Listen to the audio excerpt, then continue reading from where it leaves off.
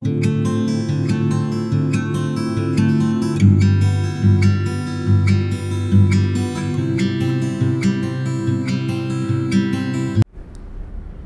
everyone, I am Deepak Sawant.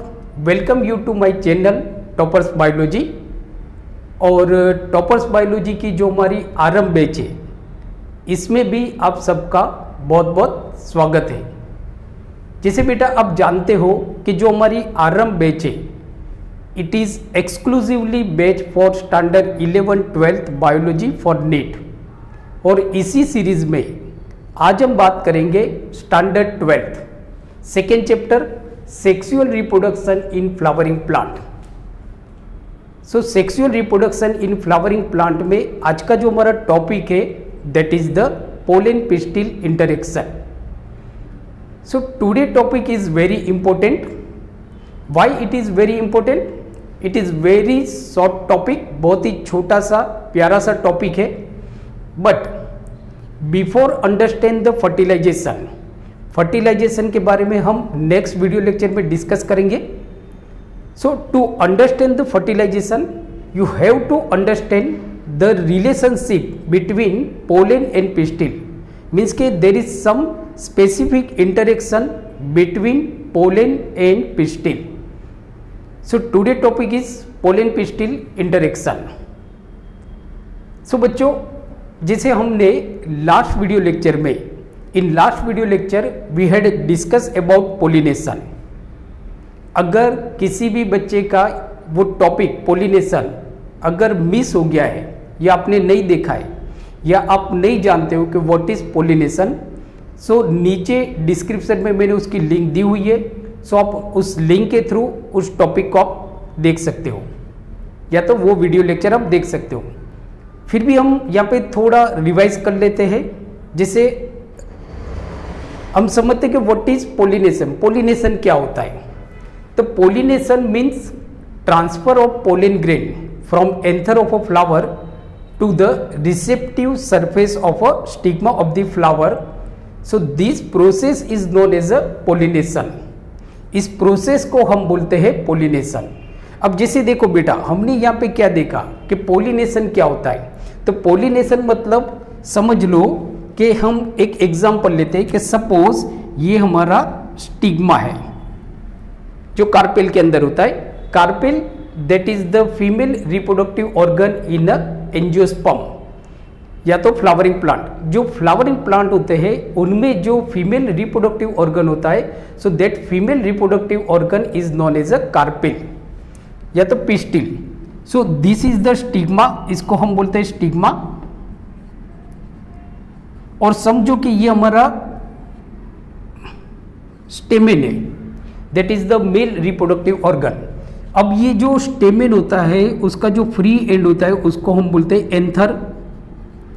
अब ये anther में जो पोलन ग्रेन होते हैं, ये पोलन ग्रेन ट्रांसफर होते हैं एंथर से स्टिग्मा पे। स्टिग्मा की जो रिसेप्टिव सरफेस होती है वहां पे ट्रांसफर होती है। उस प्रोसेस को हम बोलते हैं pollination. So that process is known as a pollination. So बेटा सिंपल सी डेफिनेशन है pollination. Again I repeat the definition of pollination. So what is pollination? So pollination means transfer of pollen grain from anther of the flower to the receptive surface of the stigma of a carpel is known as a pollination. Now चलो अब हम जैसे समझते हैं कि चलो pollination हो गया, मतलब कि ये जो पोलन ग्रेन है, सो ये पोलन ग्रेन आपके ट्रांसफर हो गए स्टिग्मा पे। Now what is further development? अब क्या होगा? मीन्स कि आपके जो पोलन ग्रेन है वो स्टिग्मा पे तो चले गए। नाउ व्हाट इज, अब आगे क्या होगा? मीन्स कि व्हाट इज फर्दर डेवलपमेंट? तो फर्स्ट क्या होता है कि जो पोलन ग्रेन होते हैं, जैसे कि सपोज ये हमारा स्टिग्मा है, सो नाउ जो पोलन ग्रेन होते हैं ये स्टिग्मा की जो रिसेप्टिव सरफेस होते हैं वहां तक पहुंच जाते हैं। इसके बाद ये जो पोलन ग्रेन होता है इनका जर्मिनेशन होता है। मीन्स के what is further development? So there is a germination of pollen grain on stigma. Stigma के ऊपर पोलन ग्रेन का जर्मिनेशन होगा। फिर दूसरा क्या होता है, जर्मिनेशन के बाद there is a development of pollen tube. अब देखो ये हमारा पोलन ग्रेन है, ये पोलन ग्रेन आपका समझो कि एंथर से ट्रांसफर हो गया, मतलब कि ट्रांसफर हो गया कहाँ पे, स्टिग्मा पे। स्टिग्मा पे ट्रांसफर होने के बाद ये जो पोलन ग्रेन है उसका स्टिग्मा के ऊपर जर्मिनेशन होगा। जर्मिनेशन के बाद क्या होता है कि there is a growth of pollen tube. अब ये पोलन ट्यूब बनेगी। So there is a growth of pollen tube through stigma, style and up to the embryo sac. जो एम्ब्रियो सेक का जो माइक्रोपाइलर एंड होता है वहां तक। तो अब देखो ये जर्मिनेशन मतलब कि आपका पोलन ग्रेन जो ट्रांसफर हो गया एंथर से, कहां पे ट्रांसफर हो गया बेटा, स्टिग्मा पे, स्टिग्मा की रिसेप्टिव सरफेस पे पहुंच गया। नाउ इसके बाद जो फर्दर डेवलपमेंट होता है वो होता है germination of pollen grain on the stigma and growth of pollen tube through stigma and style up to the embryo sac. ये अब ये मतलब आपकी एक पोलन ट्यूब बनी, एक ट्यूब बनी, ये ट्यूब स्टिग्मा से होते होते होते होते होते ये ट्यूब आपकी पहुंच जाएगी एम्ब्रियो सेक तक, क्योंकि जो आपका एग है, फीमेल गेमेट जो है, फीमेल गेमेट आपका कहां पे है बेटा, सो फीमेल गेमेट हमारा एम्ब्रियो सेक के अंदर है, बराबर। तो वहां तक ये ट्यूब पहुंचनी चाहिए जिससे जो मेल गेमेट है इस पोलन ट्यूब के थ्रू एम्ब्रियो सेक तक पहुंच जाएगा एंड देन वो जो दो मेल गेमेट होते हैं उसमें से एक मेल गेमेट आपका जो फीमेल गेमेट होता है, मीन्स के जो ओवम होता है, ओवम जो होता है उसको फ्यूज करेगा एंड देन वो आपका जाइगोट बनेगा, जाइगोट के बाद वो आपका एम्ब्रियो बनेगा। तो ये जो पूरी प्रोसेस होती है इसको ही हम बोलते हैं बेटा germination. So this is called a germination. But problem ये होता है कि ये जो जर्मिनेशन होगा मतलब कि पोलन ग्रेन का जो जर्मिनेशन होगा स्टिग्मा पे एंड जो ग्रोथ होगा पोलन ट्यूब का up to the embryo sac, it depends on, मतलब कि ये जो होता है ना ये कुछ फिजिकल एंड केमिकल इंटरेक्शन पे डिपेंड होता है। सो ये जो प्रोसेस होती है, ये जो आपका मतलब कि जर्मिनेशन होगा पोलन ग्रेन का स्टिग्मा के ऊपर and then growth of pollen tube, मतलब पोलन ट्यूब का जो ग्रोथ होगा it depends on the some physical and chemical interaction. So now this physical and chemical interaction depends on the pollen pistil interaction. ये जो physical और chemical जो reaction होता है ये डिपेंड करता है पोलन और पिस्टिल के इंटरेक्शन पे, पोलन और पिस्टिल के इंटरेक्शन पे। तो ये तो जैसे हमने देखा कि जो जर्मिनेशन होगा और जो पोलन ट्यूब का जो ग्रोथ होगा वो किसके ऊपर डिपेंड करता है, वो डिपेंड करता है कुछ फिजिकल और केमिकल, मतलब कि यहाँ पे कुछ केमिकल होते हैं, ये केमिकल किस तरह से रिएक्ट करते हैं उसके ऊपर बेटा डिपेंड होते हैं। चलो आगे चलते हैं। तो यहाँ तक तो आपको मालूम पड़ गया, यहाँ तक तो हमको मालूम पड़ गया। अब जैसे आप देखो बेटा कि यहाँ पे मैंने एक टिपिकल माइक्रोस्पोर्स का पोलन ग्रेन का स्ट्रक्चर बनाया हुआ है। इसके बारे में भी बेटा मैंने वीडियो लेक्चर डाला हुआ है, स्ट्रक्चर ऑफ पोलन ग्रेन। सो नीचे उसकी मैं लिंक आपको दे दूंगा। सो अगर आपने वो वीडियो लेक्चर नहीं देखा है तो उस लिंक के थ्रू उस वीडियो लेक्चर को आप देख सकते हो, मेरा या किसी का भी आप देख सकते हो, जरूरी नहीं है कि मेरा ही लेक्चर आपको देखना है बेटा, बराबर। नाउ तो अब देखो, अब होता क्या है कि आपको पोलन ग्रेन का स्ट्रक्चर कैसा होता है वो आपको अंडरस्टैंड करना पड़ेगा। So this is the typical pollen grain, this is the typical pollen grain. So as we know that कि pollen grain is surrounded by two layer, as we know that pollen grain is surrounded by two layer. So outer layer is known as a exine. जो बाहर वाला layer होता है बेटा उसको हम बोलते हैं एक्साइन, और जो अंदर वाला लेयर होता है बेटा उसको हम बोलते हैं इंटाइन। अंदर वाला जो आपका लेयर होगा बेटा उसको हम बोलेंगे इंटाइन। चलो आगे चलते हैं। अब देखो कि जो एग्जाइन होता है, एंजियोस्पर्म का जो एग्जाइन होता है, it is mainly consists of sporopollenin. Please remember कि ये क्वेश्चन बेटा आपको नीट में भी पूछा जाता है कि एग्जाइन जो होता है, एंजियोस्पर्म या तो जो फ्लावरिंग प्लांट का जो एग्जाइन होता है, it is mainly consists of sporopollenin. So this question में be ask in your NEET exam, sporopollenin. So this is very important for your NEET.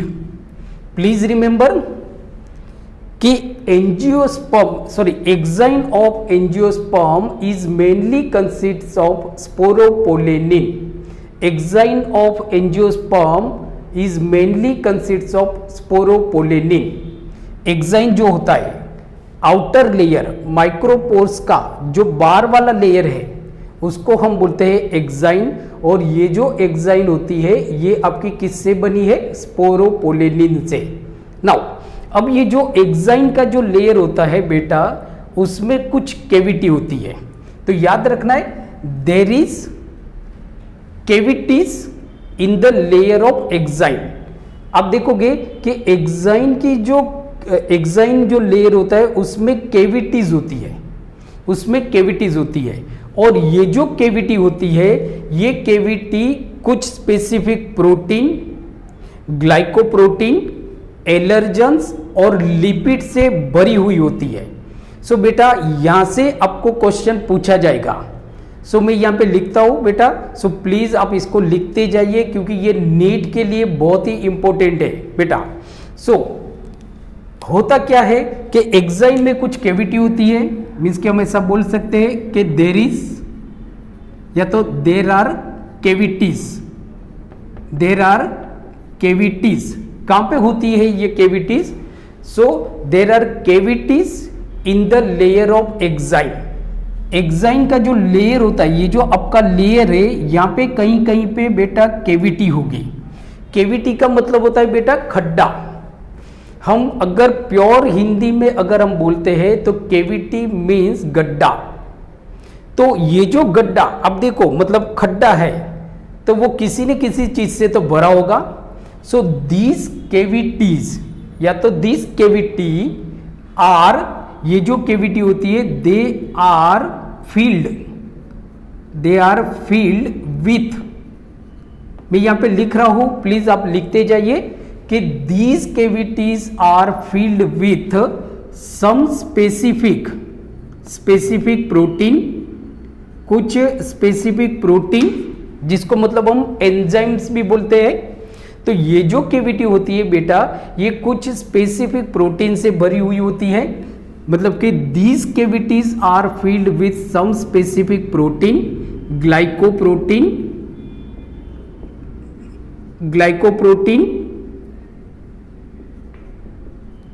Lipids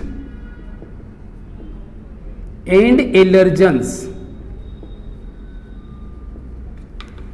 तो आपको पूछा जाएगा क्वेश्चन बेटा कि cavities present in the exine layer of angiosperm are filled with. तो हमारा right option होगा कि cavities of exine layer of angiosperms are filled with some specific protein, glycoprotein, lipids and allergens. अब देखो बेटा, अब आपको पूछा जाएगा कि ये जो केमिकल है, दीज आर केमिकल्स ना। सो ये जो केमिकल्स है, ये कहां से बनते हैं? तो जब स्पोरोजीनेसिस होती है, जब स्पोरोजीनेसिस होता है, मीन्स के what is sporogenesis? So sporogenesis means formation of microspores from microspores mother cell. Microspores mother cell में से जो माइक्रोस्पोर्स बनते हैं, उस प्रोसेस को हम बोलते हैं बेटा sporogenesis. So that process is known as a sporogenesis. ये कहां पे होता है? ये एंथर के अंदर होता है। जो स्टेमेन होता है, फ्लावर में जो स्टेमेन होता है, that is the male reproductive organ. तो उसमें जो एंथर होता है उसके अंदर जो माइक्रोस्पोर्स मदर सेल होता है उनका मियोसिस डिवीजन होता है, एंड मियोसिस डिवीजन के बाद आपके माइक्रोस्पोर्स बनते हैं, बराबर। नाउ जब ये प्रोसेस होती है तब आप देखोगे तो जो एंथर होता है, एंथर के अंदर सबसे अंदर एक लेयर होता है जिसको हम बोलते हैं टेपेटम। टेपेटम, इसमें कुछ सेल होते हैं। तो ये जो टेपेटम जो होता है ना, ये टेपेटम में से ही ये सारे केमिकल बनते हैं। तो याद रखना है कि chemicals that are filled in the cavities of exine layer of angiosperm are derived from tapetum। ये कहाँ से डिराइव होते हैं? टेपेटम में से। So they derive from tapetum during microsporogenesis। Now अब आप देखो कि ये जो टेपेटम जो होता है, टेपेटम लेयर में से ये सारे केमिकल निकलते हैं। So therefore they carry some specific sporophytic recognition factors. Please remember, it is very very important question for your NEET exam. कौन से केमिकल होते हैं और ये केमिकल कहाँ पे प्रेजेंट होते हैं? जिनके पास कुछ स्पेसिफिक स्पोरोफाइटिक रिकॉग्निशन फैक्टर्स होते हैं। तो ये किसके पास होता है? कि जो केमिकल होते हैं that are present in the layer of exine. Exine के लेयर में जो केमिकल होते हैं, so they carry some specific sporophytic recognition factors. मैं यहां पे लिख लेता हूं कि they carry some specific sporophytic recognition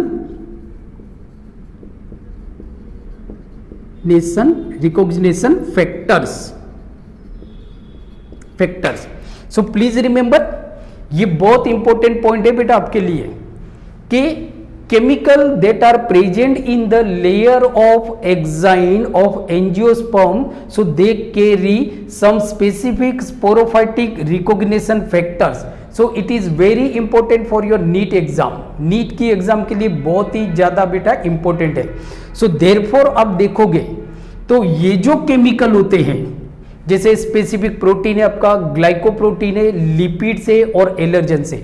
तो ये जो प्रोटीन होते हैं, सॉरी ये जो केमिकल होते हैं, they are sporophytic in origin. ये ओरिजिन में कैसे होते हैं बेटा? ये स्पोरोफाइटिक होते हैं। They are sporophytic in origin, ये ओरिजिन में स्पोरोफाइटिक होते हैं। ये क्वेश्चन भी बेटा नीट में पूछा जाता है, बराबर। नीट में पूछा जाता है कि क्वेश्चन क्या होगा कि जो केमिकल एक्साइन लेयर में प्रेजेंट होते हैं वो ओरिजिन में कैसे होते हैं बेटा? कि विदर वो कैसे होंगे? क्या वो स्पोरोफाइटिक इन ओरिजिन होते हैं या गेमेटोफाइटिक इन ओरिजिन होते हैं? तो they are sporophytic in origin. चलो आगे चलते हैं बेटा। आगे देखो तो जैसे हमने यहाँ पे देखा कि ये हमारा एक टिपिकल माइक्रोस्पोर्स है, टिपिकल पोलन ग्रेन है। सो ये जो पोलन ग्रेन होता है, देर इज टू लेयर ना, outer layer is called exine और जो अंदर वाला लेयर होता है उसको हम बोलते हैं इंटाइन। जो अंदर वाला लेयर होता है ना उसको हम बोलते हैं इंटाइन। अब ये जो इंटाइन होते हैं ना बेटा, इसके अंदर भी कुछ केमिकल्स होंगे।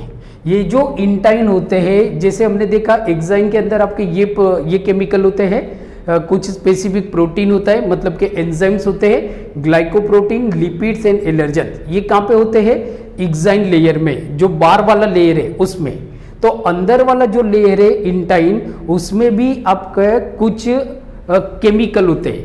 वो कौन से केमिकल होते हैं? तो आप देखोगे वो होते हैं आपके कि इट कंटेन प्रोटीन, मीन्स के इसमें प्रोटीन होगा बेटा, प्रोटीन होगा एंड पॉलीसेक्राइड होगा, एंड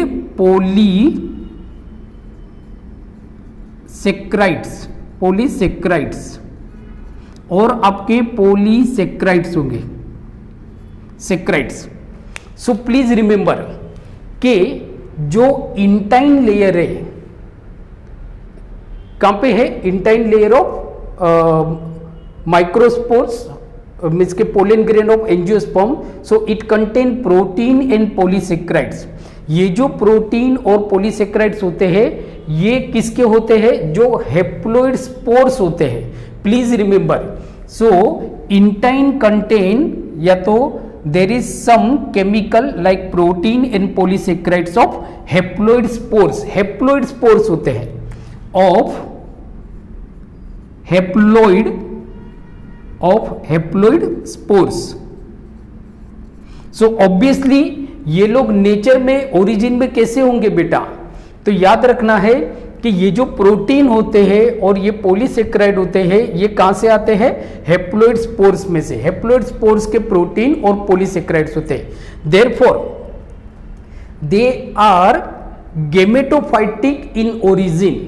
जैसे हमने देखा कि ये जो केमिकल होते हैं जो एक्साइन लेयर में प्रेजेंट होते हैं they are sporophytic in origin. They are sporophytic in origin whereas chemical present in the intine layer of pollen grain of angiosperm, so they are gametophytic in origin। ये origin में gametophytic होता है। बहुत important point है बेटा NEET के लिए।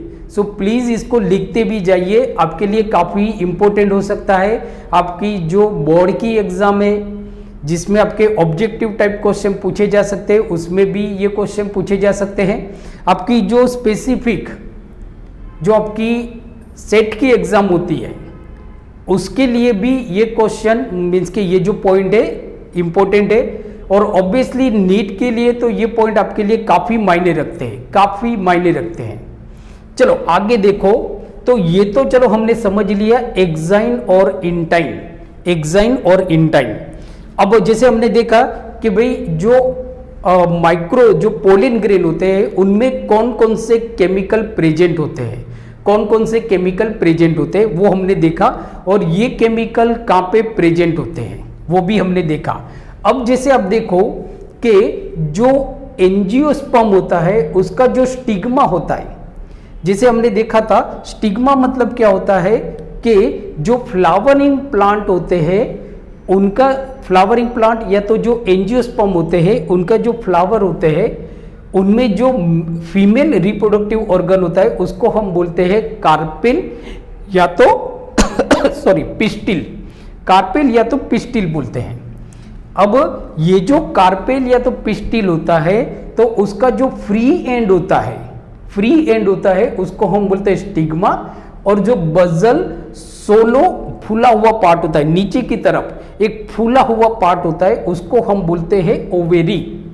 सो stigma and ovary and there is a tubular structure, elongated tubular structure which attach stigma with ovary, so that is called a style, that is called a style। अब आप देखो कि जो angiosperm का जो स्टिग्मा होता है ये या तो वेट हो सकता है या तो ड्राई हो सकता है, कुछ भी हो सकता है। जैसे आप देखोगे तो जो स्टिग्मा होगा वेदर इट इज वेटेड और ड्राई, वेटेड होगा या तो ड्राई होगा। मतलब जो स्टिग्मा होगा एंजियोस्पर्म का या तो वो गीला होगा या तो वो ड्राई होगा, सूखा होगा। अब देखो तो ये जो स्टिग्मा होते हैं इसमें भी कुछ केमिकल्स होते हैं बेटा, बराबर। तो जैसे आप देखोगे कि जो वेट स्टिग्मा होगा, जो आपका वेट स्टिग्मा होगा उसमें क्या क्या होगा, तो वेट स्टिग्मा के अंदर क्या होगा, प्रोटीन होगा आपका। जो गीला स्टिग्मा होगा उसमें आपका प्रोटीन होगा, एमिनो एसिड्स होगा एंड लिपिड्स होंगे, एमिनो एसिड्स होंगे और लिपिड्स होंगे। अगर समझो कि जो आपका स्टिग्मा है, जो आपका स्टिग्मा है समझो वो बेटा अगर गीला है, मतलब पानी वाला है, पानी जैसा होता है ना, तो गीला है तो उसके अंदर भी कुछ बेटा केमिकल्स होंगे। ये सारे केमिकल्स के बारे में आपको नीट में क्वेश्चन पूछे जाते हैं। तो वो जो केमिकल कौन से होंगे, तो प्रोटीन होगा उसके अंदर, एमिनो एसिड्स होगा और लिपिड्स होगा।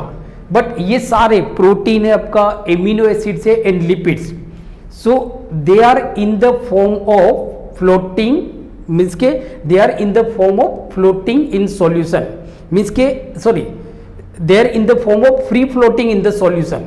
ये एक सॉल्यूशन होगा, वहां पे फ्रीली तैरते होंगे, ये जो सॉल्यूशन होगा वहां पे ये फ्रीली तैरते होंगे। ये क्वेश्चन भी आपको पूछा जाता है कि जो वेटेड स्टिग्मा होता है, wet stigmas consists of protein, amino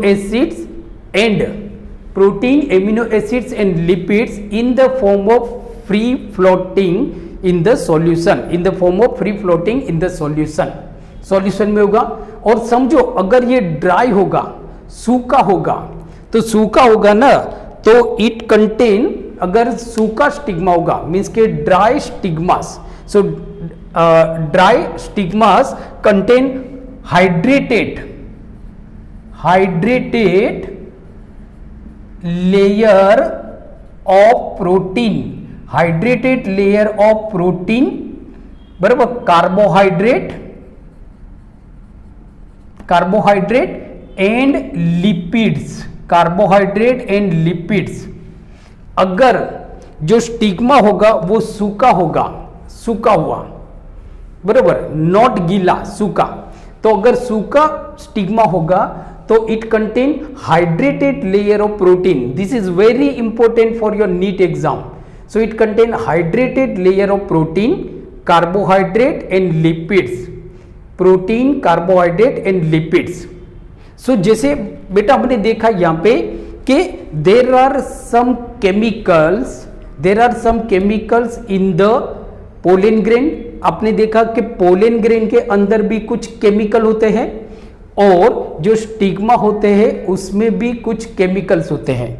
now ये केमिकल के बीच में इंटरेक्शन होगा, बराबर, और ये डिसाइड करेंगे कि whether pollen grain germinated on the stigma और नॉट, मीन्स के इनके बीच में जो इंटरेक्शन होता है, so chemicals present in the pollen grain and stigma, बराबर, सो इनके बीच में जो इंटरेक्शन होगा, सो ये डिसाइड करता है कि जो पोलन ग्रेन है वो स्टिग्मा के ऊपर जर्मिनेट होगा या नहीं होगा, बराबर, जर्मिनेट होगा या नहीं होगा। इसके लिए जो हमने लेक्चर के शुरुआत में मैंने बेटा आपको बताया था कि पोलेन और पिस्टिल के बीच में कुछ इंटरेक्शन होता है, तो कैसे हमने समझ लिया ना कि पोलेन ग्रेन के अंदर जो केमिकल होते हैं, बराबर, एंड पिस्टिल के अंदर जो केमिकल होते हैं, इनके बीच में इंटरेक्शन होगा एंड देन डिसाइड होगा कि भाई पोलेन ग्रेन स्टिग्मा के ऊपर जर्मिनेट होगा या नहीं होगा। तो बेटा आज हमने देखा pollen pistil interaction of chapter sexual reproduction in flowering plant of standard 12th। So I hope आज का वीडियो लेक्चर आपको अच्छा लगा होगा। सो आज का वीडियो लेक्चर आपको कैसा लगा, आप मुझे नीचे कमेंट्स में आप मुझे लिख के भेज सकते हो। अगर आज का वीडियो लेक्चर आपको अच्छा लगा तो इसको अपने ज़्यादा से ज़्यादा फ्रेंड के साथ शेयर कीजिए। और हाँ, मेरी चैनल टॉपर्स बायोलॉजी को अगर आपने सब्सक्राइब नहीं किया है तो प्लीज़ इसको सब्सक्राइब कीजिए। बेल आइकन को प्रेस करना मत भूलिए, क्योंकि अगर आप बेल आइकन को प्रेस नहीं करोगे तो कुछ इंपॉर्टेंट जो आपके टॉपिक है स्टैंडर्ड 11, 12th बायोलॉजी वो आपके मिस हो सकते हैं। So please subscribe my channel and don't forget to press the bell icon. और हाँ, आप मुझे ट्विटर पे, इंस्टाग्राम पे और फेसबुक पेज पे भी आप मुझे फॉलो कर सकते हो। और आप मेरी जो चैनल है टेलीग्राम चैनल टॉपर्स बायोलॉजी, उसको भी आप ज्वाइन कर सकते हो, जहाँ पे आपको इम्पोर्टेंट पीडीएफ नोट्स और आप ऑनलाइन टेस्ट दे सकते हो। So thank you very much for watching my channel. Keep watching, keep studying. और हाँ, अपना ख्याल रखिए और पढ़ते रहिए। Thank you very much. Take care.